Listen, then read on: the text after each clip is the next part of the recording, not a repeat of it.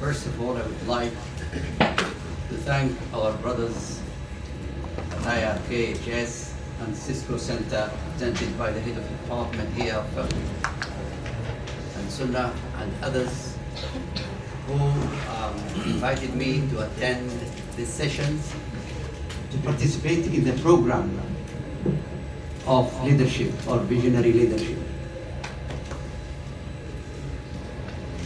And since I'm involved with the leadership for the last maybe 40 years,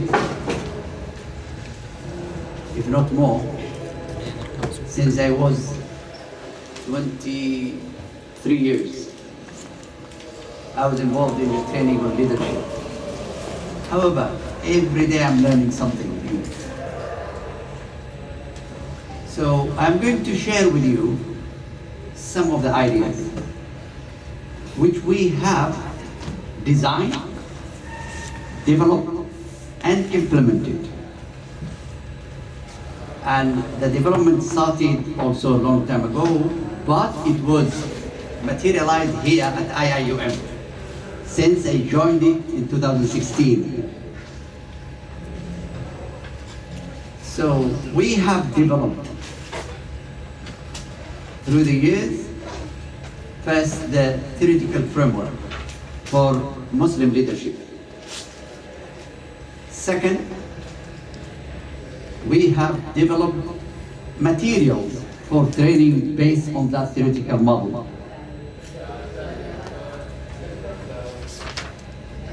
Most of the materials, if not all really, developed by our staff at IIUM. After we trained them on the model and the framework, we also developed the template for the modules and piloted it, and at the end we produced it. Again, we implemented it on students from IIUM and from other Southeast countries, particularly the youth from 11 years old to 35 years old. Then we had the feedback, we improved it, and we embarked on the second phase. The second phase is more modules based on the same framework. Now we are about to start implementing, after development, the second volume of the modules. Hopefully, in the next 2 months, it will be implemented, but not only to IIUM students, but also to other Malaysian university students as well. So we have to be selected, maybe around 50 or 60 students, to pilot the second volume. The same year, we will develop the final volume. So by the end of the process of development, we are going to have minimum of 60 modules to cover the components of the framework. Hopefully, then we have to improve these volumes and try to share it with the rest of the world for the sake of the Ummah, or whomever wants to use and adopt. So this framework is based on revelation number 1. We did not start from the Western literature. We start first on Quran, Sunnah, and Islamic heritage after analysis and contextualization. Then we looked at the most common theories of leadership in the West, in the secular world, and also the materialistic-based and individualist-based leadership. We have adopted some of the elements from those theories which are aligned with our generated knowledge from Quran, Sunnah, and Islamic heritage. We're very careful, and we have requested review from a lot of experts,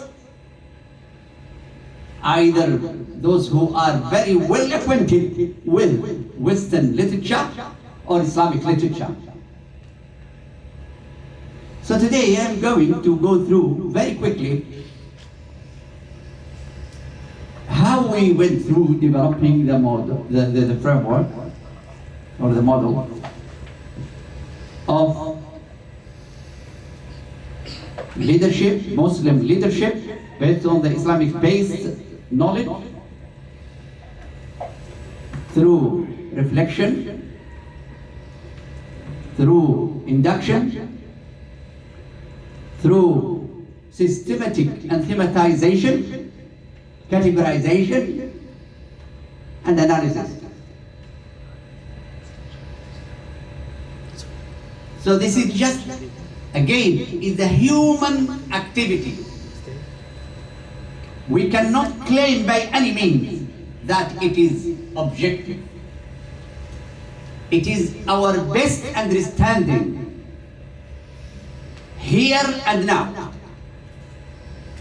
We might have other people thinking in a different way, which might generate more models and frameworks. But the final judgment is based on the fruit and the outcome and the result of the implementation. And as Usul al-Fiqh, they are focusing on fulfilling the interest of the people or protecting them from harm. That's a very important criteria to adopt in order to see the validity of any theory or framework. To what extent it is impactful, it is useful, it is beneficial to humanity in general and Muslim Ummah in particular. Okay, why we are concerned with leadership? Let me just tell you some, not all, of the terms used in Quran which is relevant to the concept of leadership. Okay?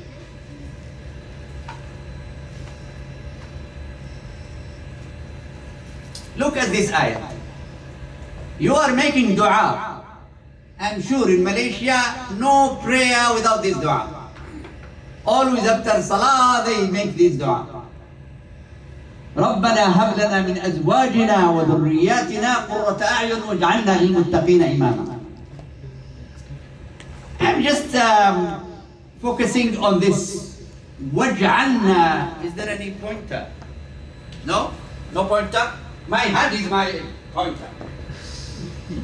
وَجْعَلْنَا لِلْمُتَّقِينَ إِمَامًا. Now we are having collective dua. It's not individualistic like the West. Leadership is not self-centered. It's societal, social center, collective centered. We are looking for righteous community, not righteous individuals. That's why Allah subhanahu wa ta'ala is addressing all human beings. Ya ayyuhan nas, ya ayyuhal ladhina amanu, ya bani Adam. Always addressing collectively. Now you are asking, because you are asking for yourself to be a leader, but you are interested that everybody in the world should be leaders. That means you are a very caring person. You love for your brothers what you love for yourself. You love for your brother, I don't need it. My vote is high, don't worry. Okay? For recording purposes, okay. So, you love for your brothers what you love for yourself. وَجْعَلْنَا لِلْمُتَّقِينَ إِمَامًا. And make us an imam or a leader of the muttaqeen. Who are the muttaqeen, by the way? Muttaqeen, always Mufassirin, they say this is the highest level of iman. Highest level of iman. So you want to be the leader of the best people in the world? Who are you? Who are you? You are very ambitious. The best muttaqeen is those Sahaba, the Prophet, and the righteous people. Very critical few people who are muttaqeen. So you want to be the leader of the muttaqeen, the leader of the highest level of believers. Muslims are very ambitious. Are we ambitious? I want just to pass the exam. Rubbish. You should be always A+. Very ambitious. Not in the academic success. I'm talking about ummatic success. The concept here is the ummatic. It's not individual success at yourself. You are looking for academic success, professional success. You're talking ummatic success as a servant of Allah subhanahu wa ta'ala. So here the kind of leadership we are looking for. The one who is related to Allah, muttaqi. Muttaqi is conscious of Allah. So you are always free yourself from any servitude to be the servant of Allah alone. None else. That's what we are looking for. Are you ready to be aspiring for such kind of level of leadership? Otherwise, leave me alone to go to the door and to go home. وَكَذَلِكَ جَعَلْنَاكُمْ أُمَّةً وَسَطًا لِتَكُونُوا شُهَدَاءَ عَلَى النَّاسِ. Look the word, شُهَدَاءَ عَلَى النَّاسِ. You are asserting, confirming that you want to be witness for all mankind. Are you sure? Don't you correct that? شهداء على الناس. So you want to be the criterion to judge people. You are the benchmark. You want to be the benchmark for others. شهداء على الناس. What does it mean? Benchmark. So you judge people according to what you have. You can judge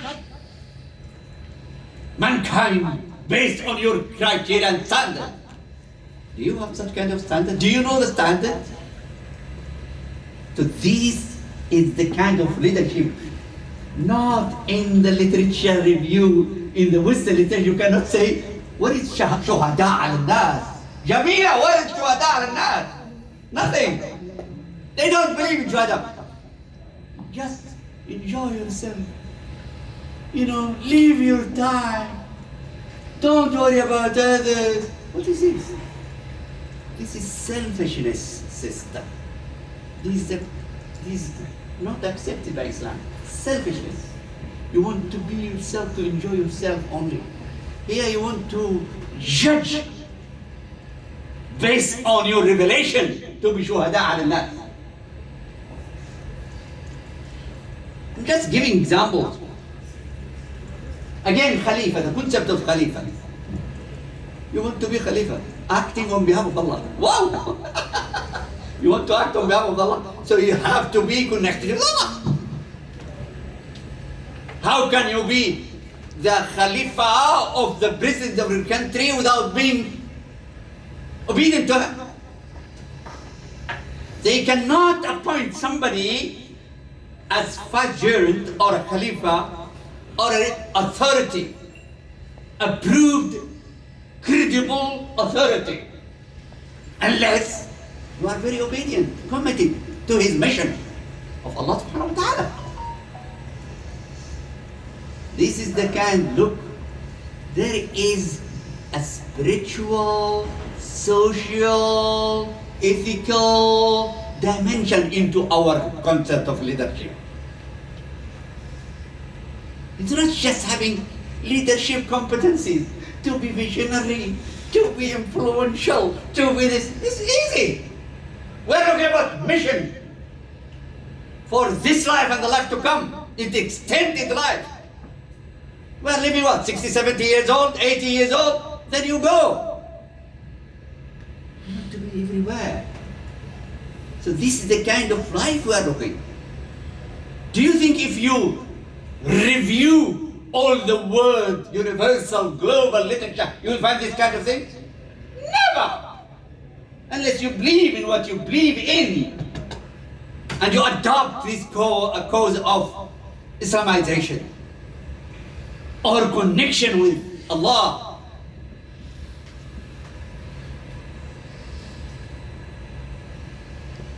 Again, استعمار. واستعمركم فيها. Allah has created you. واستعمركم.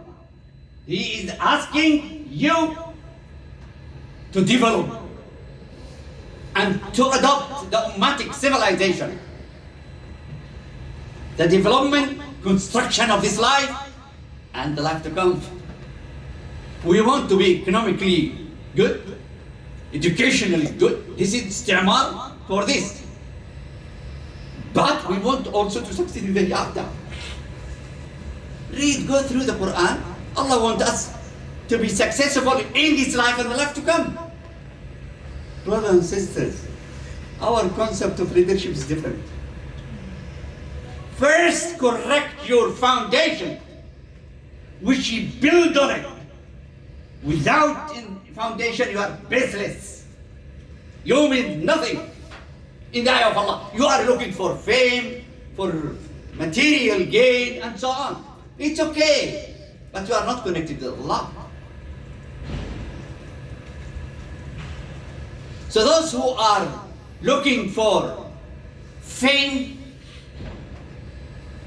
and gain, materialistic, I'm talking about gain. We can have both success in this life and success in the hereafter. This is the right adoption of ideas.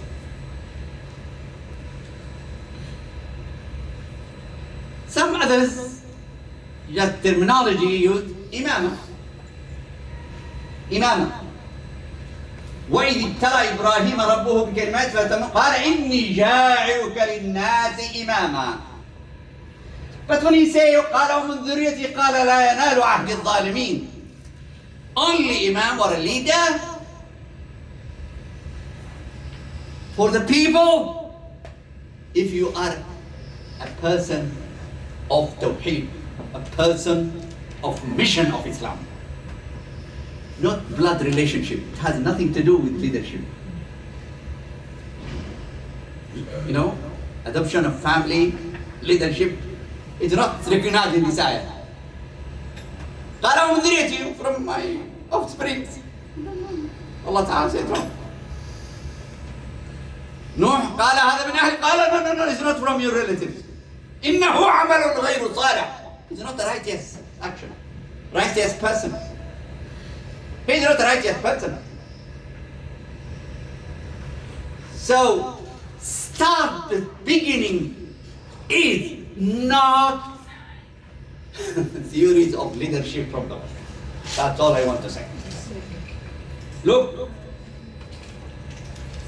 he's correcting here misconception among even the Muslim intellects, the Muslim minds. We have been colonized by culture which is not competent, consistent with our own culture, Islamic culture. Khilafah, I think I have touched upon that. Wilaya, Allahu waliyul ladina amanu. Look, he's talking about wilaya, which is a concept of leadership, but who is the wali? Allah subhanahu wa ta'ala. So it means you have to be loyal to Allah. If you want to be a leader, check yourself. Are you committing to the will of Allah subhanahu wa ta'ala? Are you submitting yourself to the will of Allah subhanahu wa ta'ala? أولو الأمر يا أيها الذين آمنوا أطيعوا الله وأطيعوا الرسول وأولي الأمر منكم. Here minkum, from you. So here the obedience, because the leader is there to be obedient to him or her. But they should be from among you who are following the obedience to Allah and His Rasul. So leadership implies obedience, but based on the obedience to Allah and His Rasul. Can you find it in the Western literature, these kind of things? No.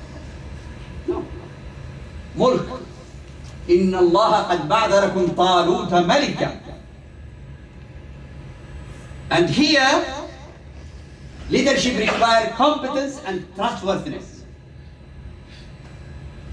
So every verse had an implication. Shura, leadership reflects participatory governance.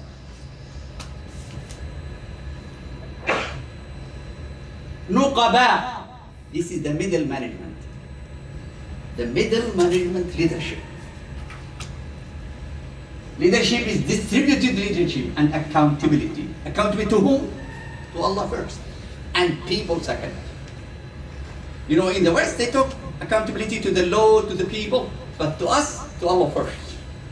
Then to the people based on Allah and others.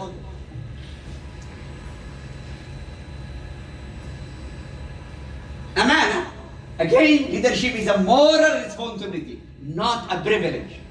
That's the concept of amana for leadership. Adl, leadership looks to justice as the condition of legitimacy, not power, not authority position. Hikmah, leadership is a strategic and ethical decision making. This is the most important quality of a leader, is hakim.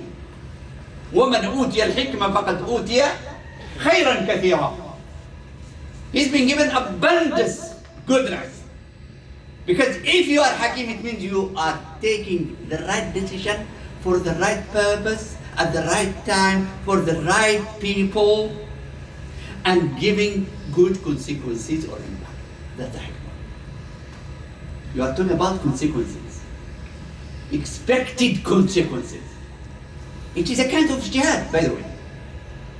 It's an intellectual activity with moral and ethical responsibility.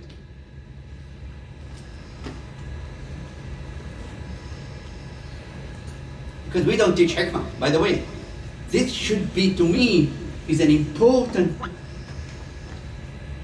process or activity for all university students. How to develop hikmah. And alhamdulillah, we developed a model, a framework for hikmah. Psychology can do it. We have developed the framework, Islamic framework.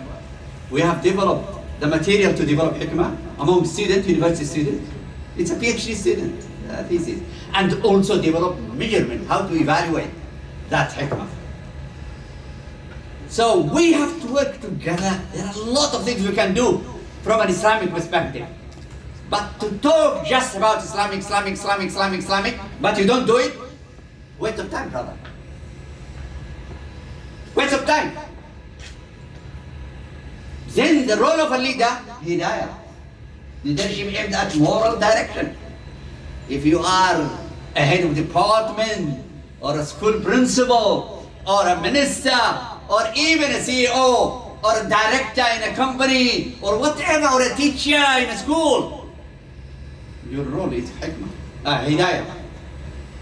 Is to guide people to the right decision, according to what Allah said, in any aspect.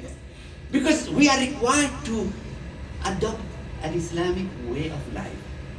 From the toilet, to the bed, to the home, to the family, to the neighborhood, to the street, to everything. A way of life. So, you have to guide people, whether you are an engineer, or a medical doctor, or a teacher, or a prophet. What is the component of guidance? Guidance is the right way to do, according to what Allah said. If you just tell your students that please ask yourself whether your niyyah is good or bad. That's good hidayah. It might take you seconds, not even minutes. But very important. We can do it. Very easy. Dawah. Part and parcel of our education endeavor is da'wah. Again, Hidayah is dawah. Teaching is dawah. Whatever you do, whether in an industrial plant or school or organization or NGO or private sector, public sector, whatever, this is dawah. For goodness. Not only to talk about the tafsir and hadith and so on, no. How to conduct your life.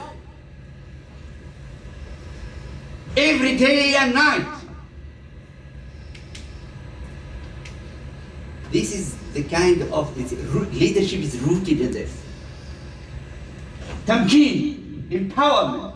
Leadership requires institutional and systematic support. So empowerment demand or require a conducive environment in the department, in the university. So you encourage people. You delegate the responsibility. You support them. You help them so they can act independently. They can be proactive, problem solver, troubleshooter, not just waiting for the instruction. This is not empowerment. We cannot develop if we are not proactive and problem solvers and troubleshooters.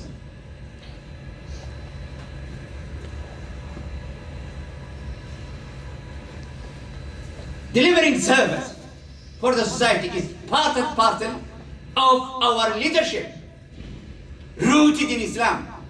خير الناس أنفعهم للناس. The best people are the most beneficial to others. This is the real leadership. This is the real empowerment for our youth. In Ethiopia, yes. We have a president of youth association in Ethiopia. That's why I'm talking to him. Amar, I think I have talked about that. Then the negative side, طغيان. Opposite to this is طغيان, transgression. So if leadership is abuse of power, then leadership is a total failure. That is طغيان. Tyrannical judgment or ruling. استكبار. واستكبر هو وجنوده في الأرض. This is Pharaoh. If leadership is reflected by ego, then it undermines legitimacy of leadership. You know, it's very clear in Quran and Sunnah, what should you do? How should we lead? It is all we need is tadabbur, that's all. So this is just for you appetizer. Are you happy now to listen now? This is just introduction, Sister Jamila. Just an introduction. Now let's start now. So, after we founded leadership in Quran, then let us summarize of Western leadership theories and compare them with what we have developed, and then develop the training materials and the implementation in these different countries, as I said. In IIUM, Malaysia, UK, Indonesia, Cambodia, Thailand, Turkey, and Sri Lanka.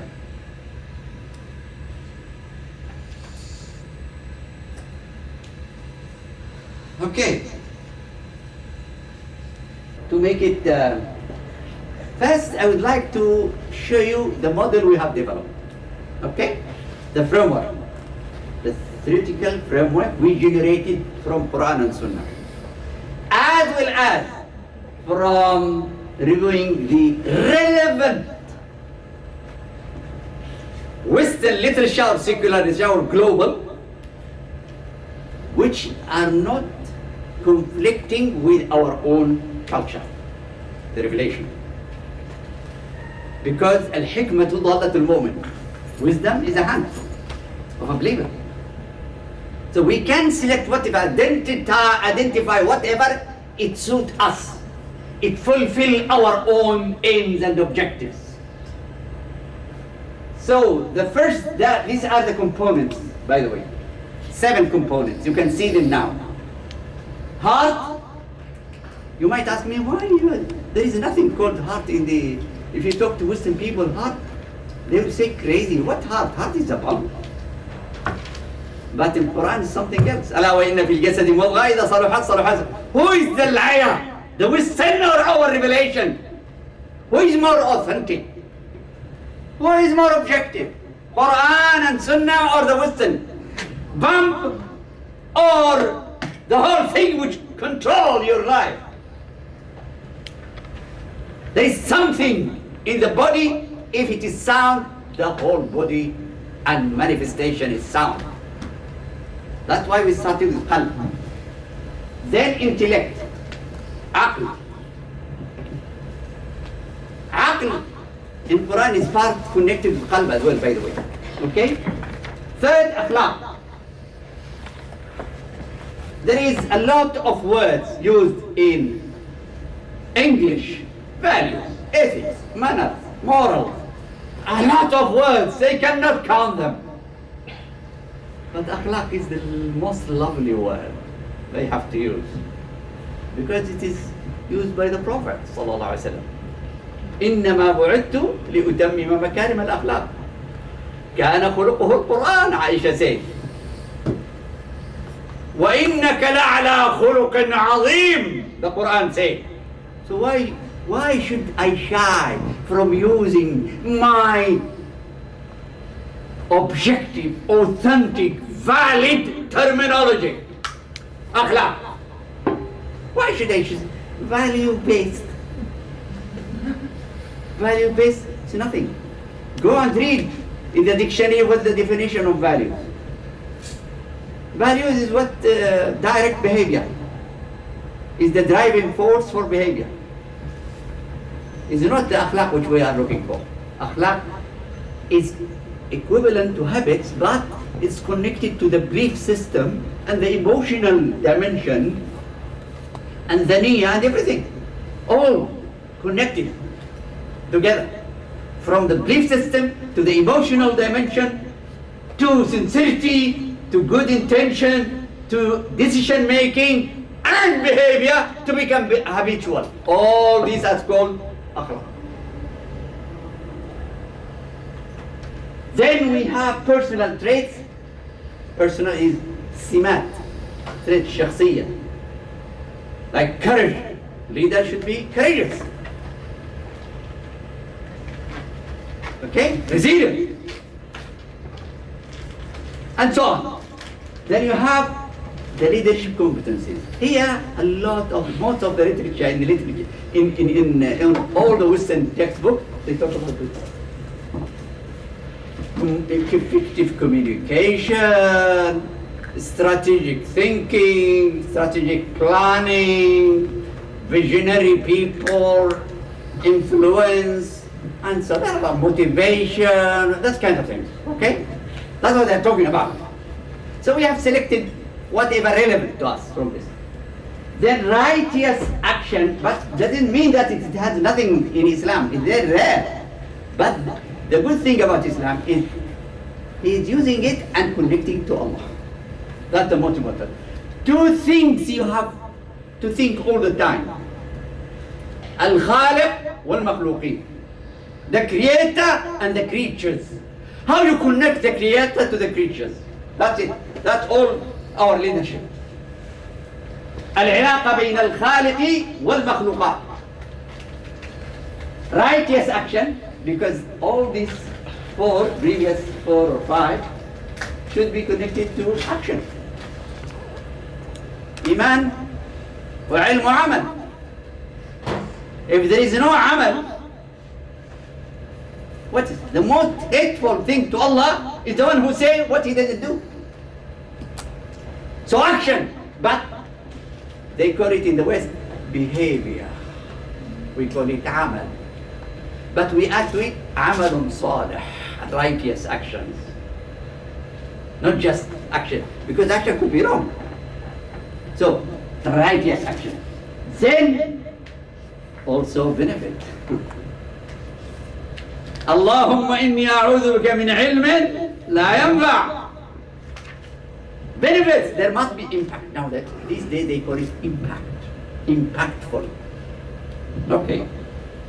But benefits to us has certain conditions.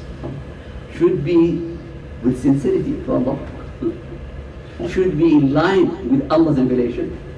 Should be beneficial to human beings and the Ummah. These are 3 conditions. And don't intrude or cross the boundaries of others or the rights of others.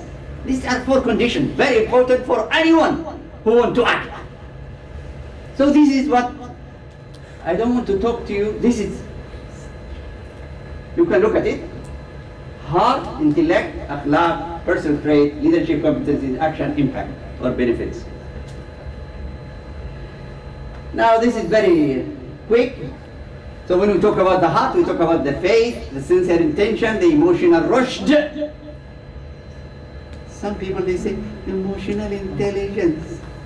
What is this intelligence? We're not talking about the cognition only. The Quranic term, rushd. Maturity, mature. Allah's consciousness, taqwa. So the spiritual engine of leadership. This is the heart. Thus, moving the engine. You know, as some of our scholars, they say, the heart's just like the commander-in-chief. And the rest are soldiers, the organs, the behavior.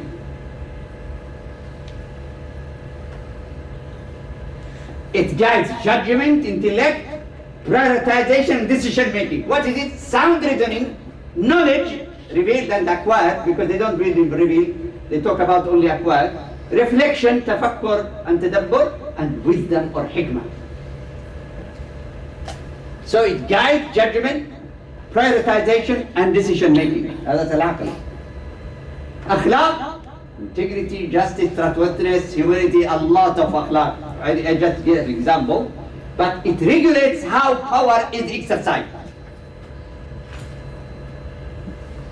Personal traits like sabr, helm, and so on, it shapes leadership, presence, and consistency. Leadership competencies like strategic thinking, effective communication, most of the training they talk about this, change management, and so on. It translates the previous component into effective leadership practice. Righteous actions. Leadership is validated only through action. Otherwise, if there is no action, no leadership, even if they talk too much. Look at what they do. Benefits, this is the ultimate criterion of leadership success. Tell me what the outcomes you have produced in the society, or in your family, or in your business, or in your university, or in your department, or what have you. Or youth leadership in Ethiopia, or whatever. Corrected word view summary, no need. This is, I want to quickly, no need. Why this model matters? Because it prevents misclassification of the model as merely value-based, because I'm against the word value-based. Values is a Western word. It was generated recently, but akhlaq, it was revealed by Allah upon the Prophet sallallahu alayhi wa sallam. Say Allahumma salli wa sallam barak alayh. Yes, thank you, brother. It will be conveyed to the Prophet into his grave. Okay, distinguish it clearly from transformational leadership, it focused on vision-centric, servant leadership, service-centered, authentic leadership, self-centered. What is ours is tawheed and life-centered. And when we say life, this dunya and the akhirah. Tawheed and life, both in dunya and akhirah centered. Because you care about life in both worlds, in dunya and akhirah. Now, I don't want to, I have selected or identified 4 theories of leadership from the West to compare. I'm not going to go through it. I will give just the, you can say what is the tick, that is, it has materialistic aspect of what we have developed. Only 3 out of 7. transformational, servant leadership, authentic leadership, and this is the integrated matrix. You can see here the model, our model, then the trade theory in the West. So they talk a little bit about personal traits. They talk, but the rest are really not there. Transformational, they talk about intellect, personal traits, leadership competencies, and a little bit of impact. But disconnected with revelation, all of them. Disconnected with akhlaq, universal akhlaq, not relative akhlaq. Values is relative, but akhlaq is universal, across time and place. Servant, 3 only, but disconnected again. Authentic, 3, but disconnected from revelation and akhlaq. And this is holistic and integrated components of Muslim personality or leadership. Now, practical leadership practice. I will just give you some of the example of practicing. If you are talking about the heart, for instance, so regularly renewing intention, you have to make sure that your intention is for Allah. Then also leadership motivated purely by, not by the ego or fame or power. Also protecting self accountability, so you have to make muhasaba, self muhasaba, and you have to manage your negative emotion like pride, anger, jealousy, and so on. Intellect, seeking knowledge before decision, not acting impulsively just as a reaction to whatever happened. Balancing Sharia guidance, professional expertise, and contextual reality, text to context. Both, you have to balance between text and context. Then asking, what are the consequences? That is the hikmah that we take. Consulting expert, shura. Learning continuously, you have to learn every now and then. And this is observable things. Again, akhlaq, being just, keeping promises, refusing favoritism, nepotism, corruption, speaking truth, protecting dignity of followers. So that's kind of, and respect, all these kind of things are a practical manifestation of the model in the area of akhlaq. Professional traits, so you have to show sabr, even if people criticize you and so on. Also, forbearance, moral courage, and so on.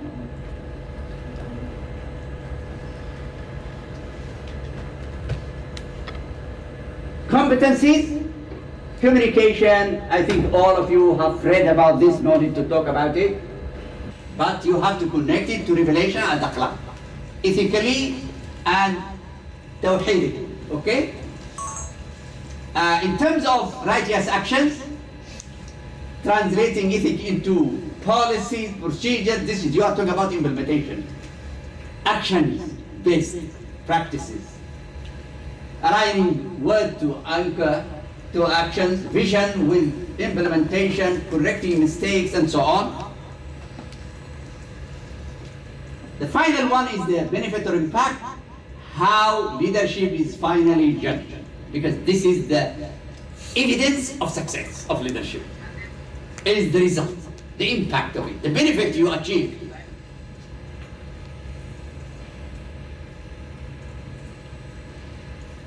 So leadership is not defined by position, speech, or charisma. It is defined by righteous action that produce real benefit and the accountability to Allah and people in this life. Now this is for you, just to make it easy to memorize all these 7. So this is for the sake of helping you to remember them. There are 7 letters. Heat, you know the meaning of heat. Okay, fire. Lab, laboratory. I want just to memorize it, that's all. The 7 core components. H, heart. Why do I live? You have to ask yourself, why do you live? Is it for the sake of me? To have a good position, good salary, or for serving and pleasing Allah?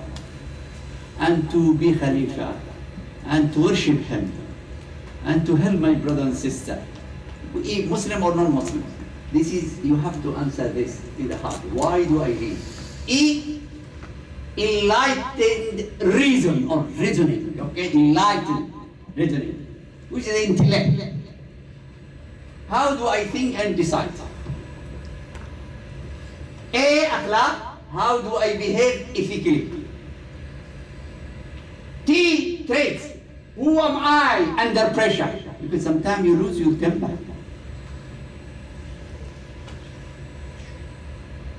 L, leadership competencies, how do I lead effectively? Effectively meaning I concern with the results. A, actions, righteous action. What do I actually do? What kind of action I'm doing? B, benefits, impact, who benefits from my leadership? Then you can ask me why you have used heat lab. Okay, this one. A lab is a place of formation of the leader, testing the leader, refinement of leadership, accountability and evaluation. That's in the lab. Okay?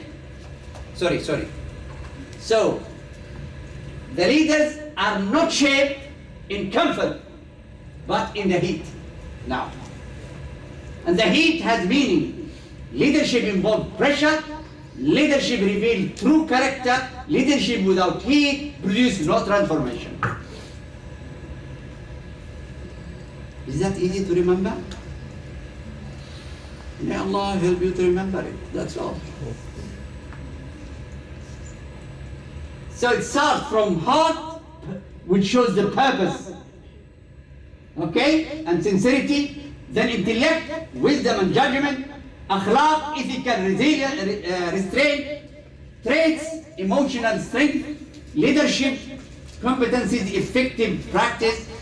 Actions, righteous leadership. Benefits, real impact.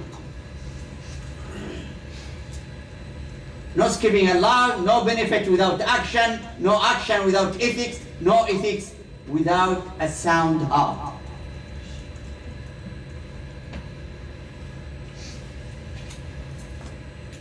سبحانك اللهم وبحمدك أشهد أن لا إله إلا أنت أستغفرك وأتوب إليك. Do this and then we can discuss. Give you a few minutes to answer. This it's a big time, right? Not the big one. I don't know. You have given the lecture. Based on Islamic history, you can see the leaders in Islamic history as Muhammad al-Fatih and also the Muhammad al-Qasim. They were under age of 18.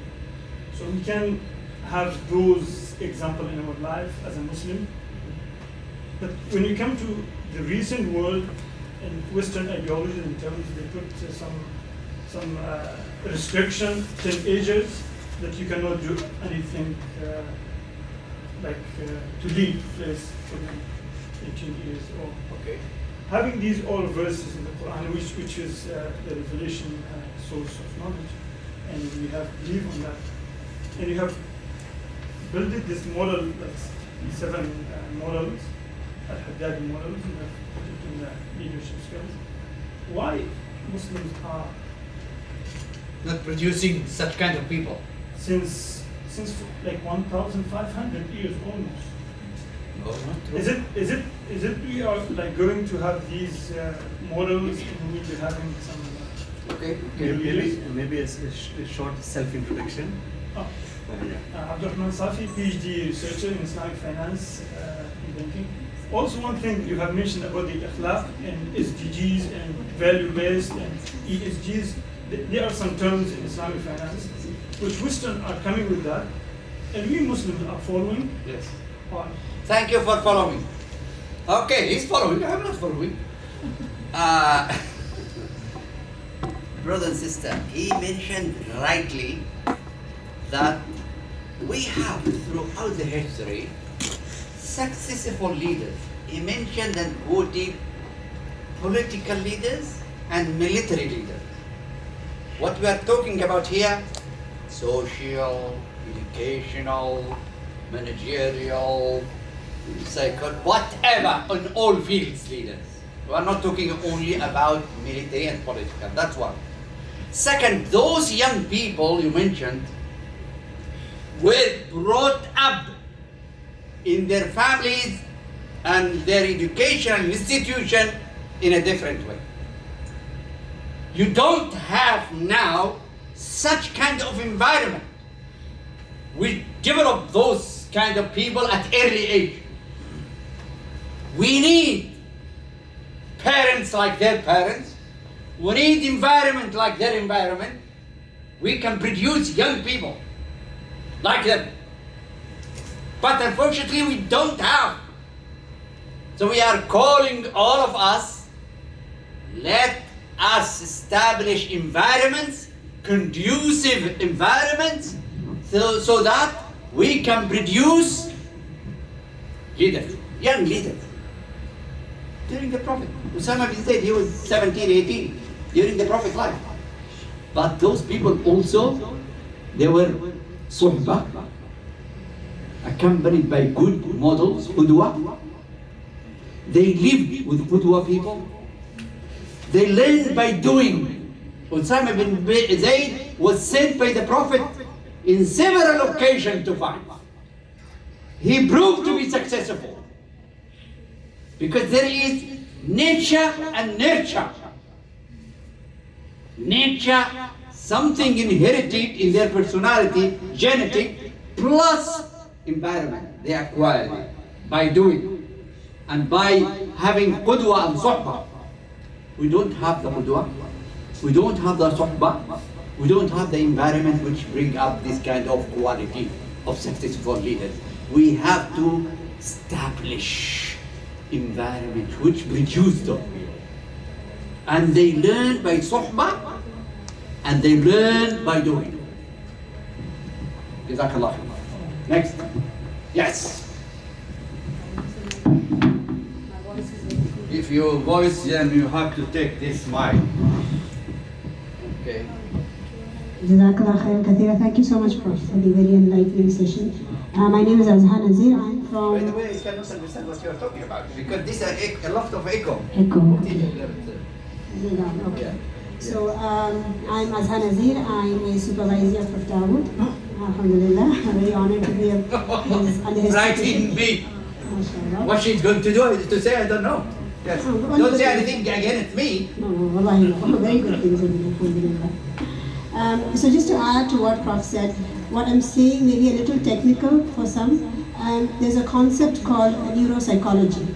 So in recent times, you know how we have neurotransmitters in the brain. So neurotransmitters are these small cells that convey information, communicate all the neural processes in the brain. Now, very recently, neuropsychologists, neurophysicists have found that there are neurotransmitters in the heart as well. So I heard this in one of the talks recently, and when studying a little about it, it's so fascinating, subhanAllah, like how are we able to think with the heart also? So when we think about a concept like the concept of qalb in leadership, we do have to think with the heart. You know, we don't just think with the mind, and we also have to feel with the mind, you know. So there's a beautiful connection. I mean, maybe it's a little philosophical, but the connection is so vivid, okay, and only recently people are finding, but this has been told to us, subhanAllah, from the time Adam alayhi salam was sent down to earth.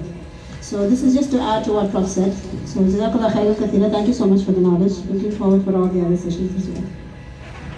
I cannot add after my students. Okay. Any more question? Yes. Thank you very much, Prof. Very enlightening section, like a new version of leadership I had come across. Before that, we were reading differently, we were understanding differently. I was in the role of leadership like since around more than 1.5 decades, but I have never seen things like that. Okay, fine. One more thing which was coming in mind after the question of the brother, we are improving ourselves day by day. But the thing, how we can evolve our young minds, like my kids or the other kids, the visionary leadership, what are those steps that we can invoke the visionary leadership in their mind and brains, that they can become like Osama bin Zaid, Muhammad bin Qasim, and many other visionary leaders, those who came and those who brought the change in the Ummah. So what, as a father or as a teacher, how we can modify the young brains to become a revolutionary leader? Thank you very much. You forgot the introduction. Sorry. I'm Malik Saeed. I'm doing my PhD from ISTEC. Thank you very much. I think all of you have the same, argument. I think we have to focus again on action-based leadership. We should not just discuss theories, practices. So we learn through suhbah, we learn through doing, learning by doing, under the supervision of mentors or sahib, who are qudwa. That is, so you perform certain project to develop all these kind of components in a holistic manner, integrated manner, as a person. You cannot say, I want to learn how to become a leader from the qalb perspective, from the mind. It's all together. They are integrated. You develop the mind, you develop tazkiyah, we call it in the qalb tazkiyah. Tazkiyah, thinking, knowledge, seeking knowledge, and doing things, and committed to akhlaq, being the servant of Allah, checking yourself and doing muhasabah and that kind of thing. Then we can develop. And this book, if you have the 3 books, inshallah, you will have all the types of training, practical training, for all the 7 components in an integrated way. So that will be a resource book, 3 volumes, so you can use whatever suitable for your context and for your kid. And when we talk about leadership, really, we can develop from early age, from even preschool, not only adults. Because you're talking about ethics at the end of the day. Connect with them with Allah. If you are successful with connecting with Allah, the rest can be trained, no problem, don't worry. This is a gradual transformation. Yes. This is not something you can install and you can get to. Exactly. It's a process. It's a process. Continuous process. Yes. Yes, sister. Can I come along here? Or maybe something.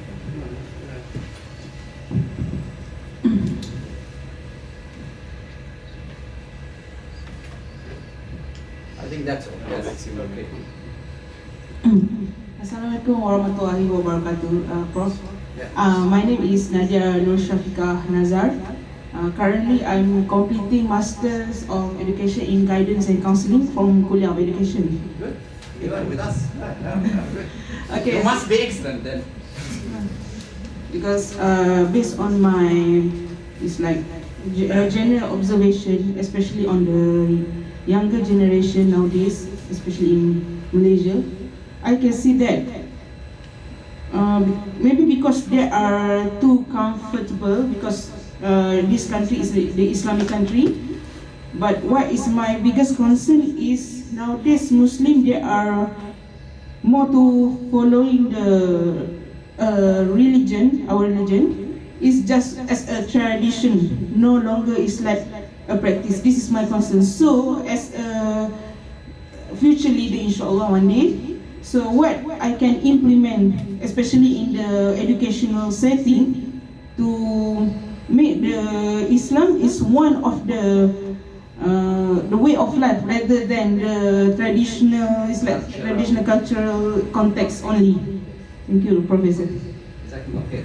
I think that is very, very important, because sometimes we have to renew our iman and our perception and our understanding of Islam. Is it a way of life or just going to the mosque to pray? And if Ramadan comes, so we read more Quran and that kind of things. So how to do that? Well, I think the most important thing for you as a student at the university, you have to develop yourself first, to understand Islam, to know how to conduct Islam in all walks of life. At the family, at the professional side, the social side, in the society and everywhere, with hikmah, and also nice words, nice methodology to approach those who believe Islam is a culture, not a way of life. So it is your role to understand first and to convey it to others in that kind of comprehensive understanding. Next. Yes, come. Here. Oh, okay. Assalamu alaikum wa rahmatullahi wa barakatuh. My name is Ishka Ilyas. I'm from Sri Lanka, doing my master's in education leadership. Again, education, mashallah.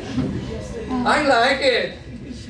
So just like sister said, I would like to add, so in my country we are Muslim minorities, right? So when we work as leaders, mostly the community is a non-Muslim community. So the handful would be the Muslims. So as you said, some are nature and some are to nurture. So I'm wondering, for people who are nurtured in a different way, how can I, as a leader, let's assume I become a leader, inshallah. So how can I apply this without like directly imposing my religion views on them? How can I do that? Thank you. Thank you. You know, I think if we read the seerah of the Prophet sallallahu alaihi wasallam, how they were a minority in Mecca. And by the way, after 13 years of da'wah in Mecca, how many people became Muslims? Maybe 150. Very few, but impactful. They focused on qudwa, not just preaching or imposing or whatever. You know, I think the best thing is to be a qudwa in the way you do things. Now, most of the people they convert to Islam nowadays is because they meet some Muslim and they admire what they are doing, their akhlaq. So I think the most important thing, develop yourself and your understanding of Islam. That's number one. Second, show your commitment so that people can observe your akhlaq, the way you treat them. How in Southeast Asia people became Muslim? Because there was no fighting. Traders came, including Sri Lanka, and became Muslim. So why you have to be a conveyor of or propagator of Islam through action, through qudwa, and wise dialogue, wise communication with other people. I visited Sri Lanka myself. I found that non-Muslim are admiring Muslim because they are, they are very good educated and they are business people, and so that they are showing something. Some business people in Sri Lanka give grant, financial support to the government. You know that? So, you have real experience, good impact. All we have to do is take the steps to be seen as Muslims without imposing your ideas on others. That's the best.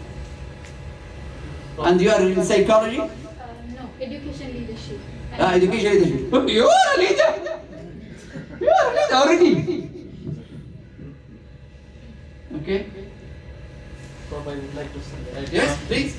We have Medina Constitution. Yes. We have Medina Constitution. Yes, for the minority. Yes. Yes.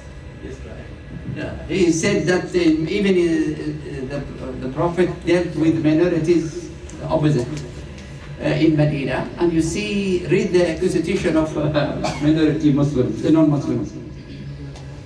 Okay. Any more questions? Yes, sister. Psychology must come here. They will help to bring the mic. I'm okay. Okay. I'm okay. I'm active. Assalamualaikum, Prof. How are you? Very nice sharing with the Al-Hidabi leadership model. I'm Dini from psychology department, PhD student. I'm doing my research approach about mental health issues and how you can integrate this model to the psychological well-being and also Islamization of the psychology. Can you explain it about the tazkiyah? Okay. Thanks for sister for this question. It's very, very important. In fact, we have a PhD student now developing an Islamic personality inventory. Okay, based on the components. These are the components of an Islamic personality, by the way. But it is there. It is more elaborated. We are more elaborating the social aspect. Social aspect here with the impact. But we have a very, the emotional aspect, one dimension, the physical aspect, another dimension, the intellectual aspect, the spiritual aspect, the social aspect, and all these kind of things we are developing an inventory and standardizing statistically, so that we can use it for evaluation. And if you are interested, we can share with you. She's a Malay sister. Yes. Her background, you can, science in the first degree, then sociology, another degree, now education in the third. But in the educational psychology. Educational psychology, but she's developing and implementing it to standardize the inventory in our students. So that's a kind of reflection of this one, but in a more elaborated manner, inshallah. But this could be taught in social psychology, because leadership is taught in social psychology course. So you can compare it with others. When you teach social psychology, I don't know whether you are teaching the social psychology or not. I'm teaching about mental health issues. Mental health issues. Okay, we'll give you the tazkiyah-based counseling.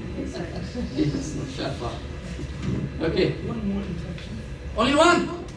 Why don't you give me two? Again, Assalamu alaikum. Just to add about the point that sister has mentioned about neuroscience. There is a verse in the Quran, Surah Al-Hajj. It says, أَفَلَمْ يَسِيرُوا فِي الْأَرْضِ فَتَكُونَ لَهُمْ قُلُوبٌ يَعْقِلُونَ بِهَا. لهم قلوب لا يعقلون بها. Yes, أيضا.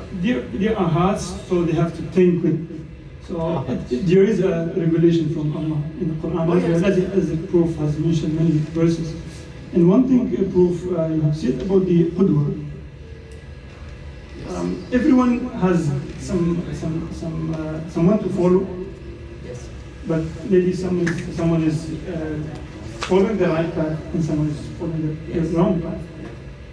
Your own guidance on this. Who is the best qudwa to follow? Whether we like it or not, qudwa is a very important. Now, if we don't have a real qudwa in action, وَلَكُمْ فِي رَسُولِ اللَّهِ أُسْوَةٌ حَسَنَةٌ.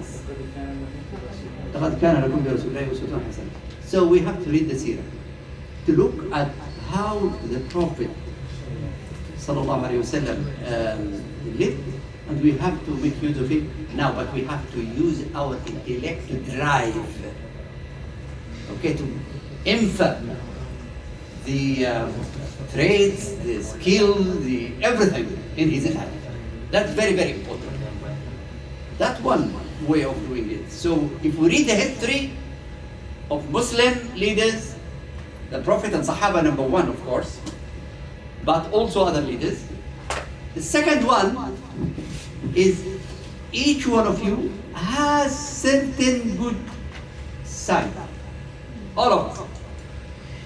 So we have to make suhbah with that person, with that matter. Don't make suhbah in other side. Somebody, for instance, he is very good at qira'at. Okay, if you want to read qira'at, go to him. Even if his behavior is not good, forget about it. Allah will, ask you, not ask him about you. وَكُلُّكُمْ آتِي الرَّحْمَانِ فَرْدًا.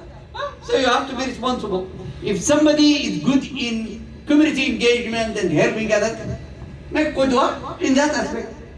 If somebody is financially good and he's supporting charity, make qudwa in that kind of thing. So we have to have multiple qudwa, depends on the dimension they are good at.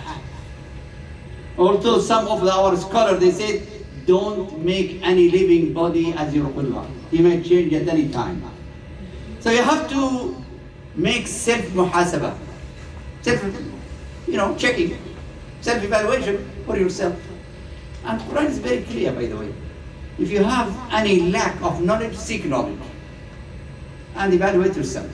And if you trust somebody whom you think he or she is the best, okay, go to him. All of us have close friends. So I believe that kind of person is a very good in that aspect. I will go and ask him about that particular aspect. But I will never ask him about other aspects. Some are about family matters, about financial matters, about religious matters, sometimes leadership matters, and so on. So make use of others as well.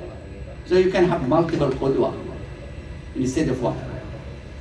But I think all of you should be responsible and accountable before Allah. Because Allah will never ask you why you didn't follow such a person. Why you didn't follow Allah or Rasulullah. That's the most important question. Any more questions? Or even, yes, please. Assalamu alaikum warahmatullah. Thank you very much, Prof, for this energetic presentation. It's not closing. You can still stand. Oh, okay. Please. Okay, I thought you want to find it to close the session. No, if still there are questions, we can accommodate it. Okay. And it was a really energetic presentation. Two questions for me. From me, it's number one, being a leader, or if you are holding a position, we are dealing with human beings. Humans have emotions. So sometimes when we perform, it affects their emotions, negatively or positively, and also it affects our emotions also. Maybe we are demotivated, we are not given that much support, and maybe the other side they are feeling it is too much. It is too much work you are giving to us. So dealing with this emotional roller coaster, we have some tips from this Al-Hidabi leadership model, number one. Secondly, I was just amazed by the book you have written. However, we don't see much best-selling leadership models from Muslims. We have the several models, examples, Robin Sharma, all these people their books are being read by millions of people. Why the books written by our Muslim scholars are not getting that attention? Is it the marketing only the problem, or the way we present the idea, which is more inclusive, which is more appealing to others? So these are the two areas. Thank you. Jazakallah khair. Doctor, the first question is regarding what? Emotion, yes. When I started developing this tazkiyah-based counseling, marital counseling, I found out that most of the problem of people, whether in the workplace or in the family or in the society, are emotional. Okay? I added to it, which affect emotion, is perception, misunderstanding, sometimes lack of knowledge. For instance, you say something, it is understood by the other differently.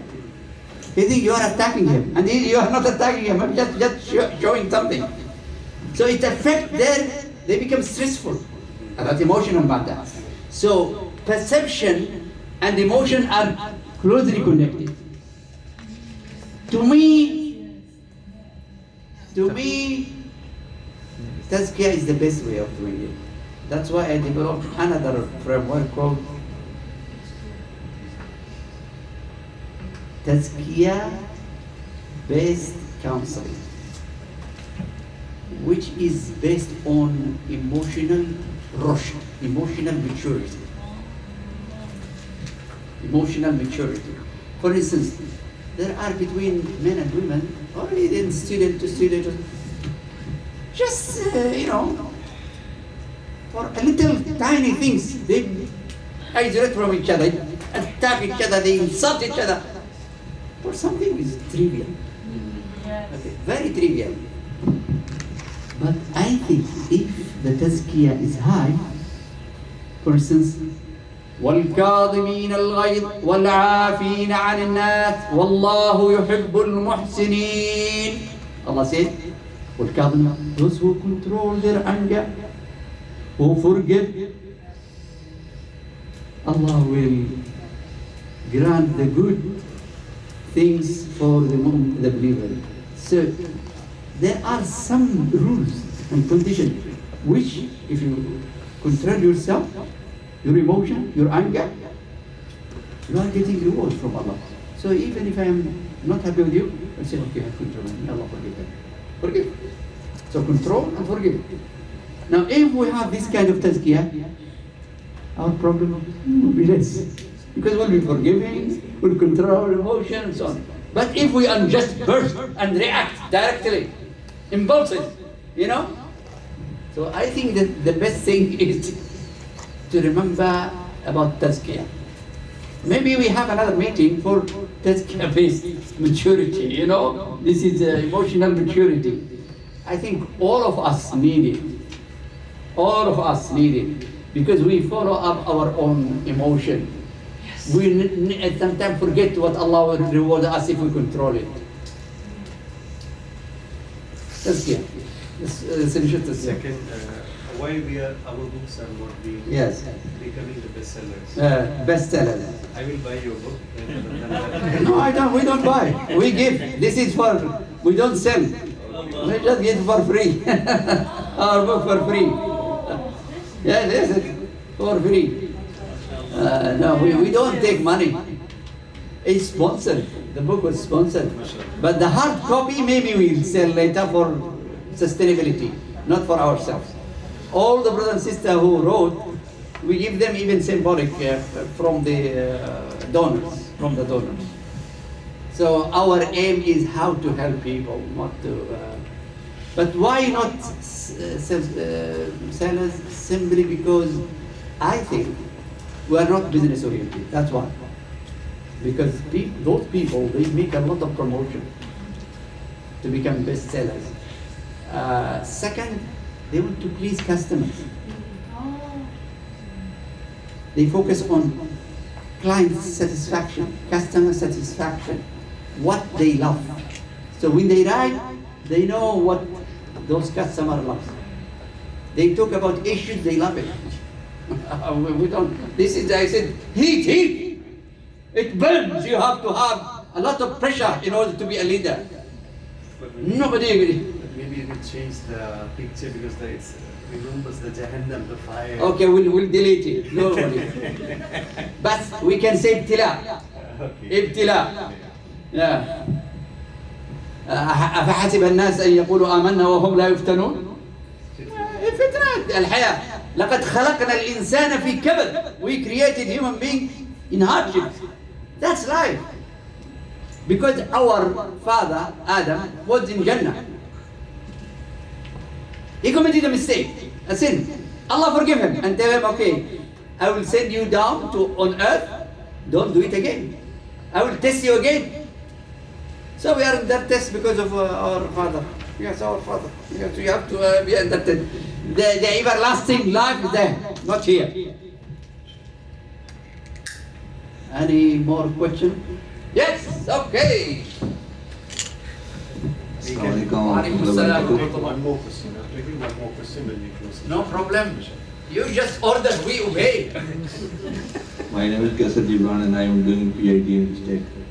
So my question is very simple. That nowadays we our students are very much involved in multimedia, social media. So for the practically, how can we involve ourselves in leadership, in all the tazkiyah, in all the things, as we spend a lot of time in social media. So that's my